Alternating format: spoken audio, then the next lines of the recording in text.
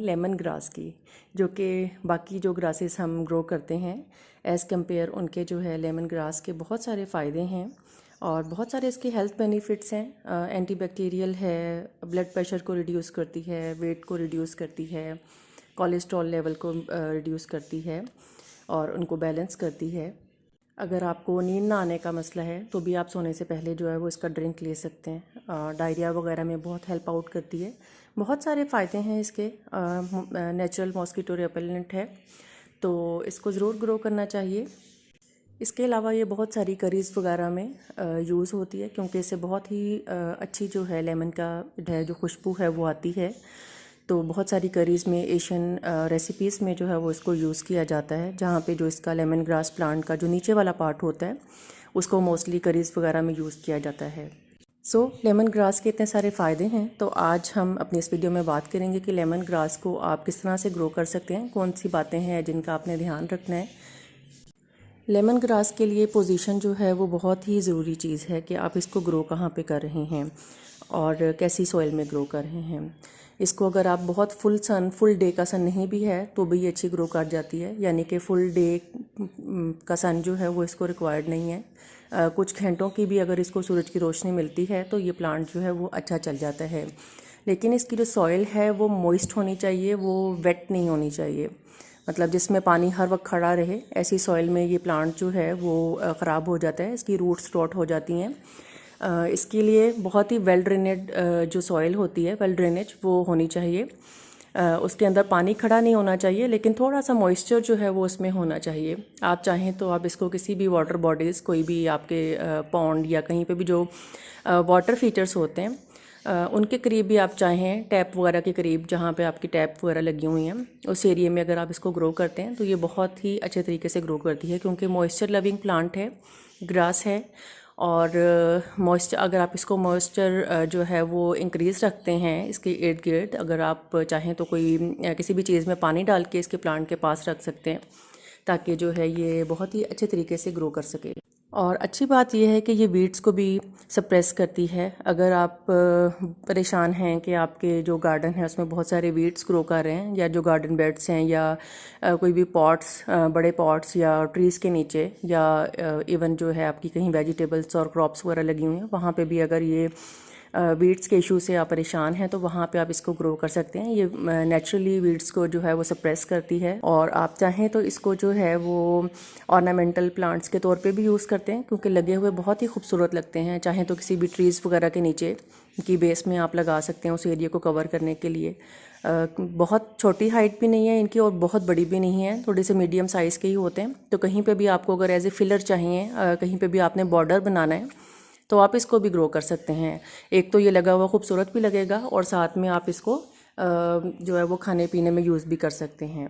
ये एक ऐसी ग्रास है जो कि अगर ड्राई भी हो जाती है तो भी आप बड़े आराम से इसकी जो है, इसके जो ड्राई लीव्स हैं, आप चाहें तो उनको आप रख भी सकते हैं, कट करके उनको सही तरह से मॉइस्चर उसमें से ख़त्म करके, और उनको आप विंटर पीरियड के लिए, जो कि इसका डॉर्मेसी का पीरियड है, उसके लिए आप इसको रख सकते हैं टीज़ वगैरह बनाने के लिए।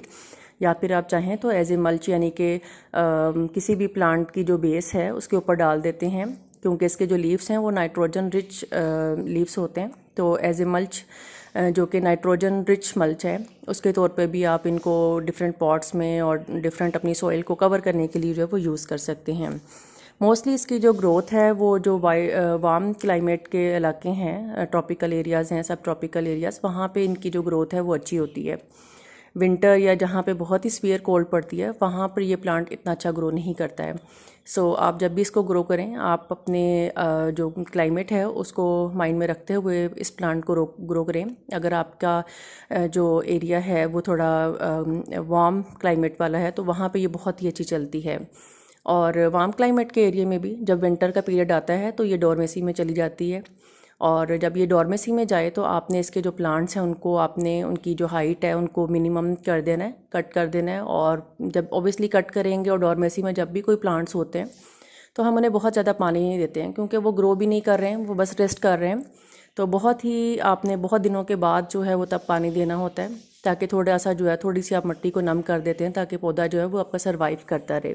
अदरवाइज़ विंटर में इसको कोई ऐसा केयर की ज़रूरत नहीं है, बस इसको आपने जो विंड चिल्स हैं उनसे बचाना है। किसी भी चीज़ के साथ जो है वो आप इसकी एक तो ट्रिमिंग कर दें और इनको किसी भी चीज़ से कवर करके फ्रॉस्ट के सीज़न में इसको बचा लें। और उसके बाद जो है जैसे ही स्प्रिंग आता है, जैसे ही टेम्परेचर राइज होता है, तो ये प्लांट बहुत ही अच्छी तरीके से जो है वो इसकी ग्रोथ स्टार्ट हो जाती है।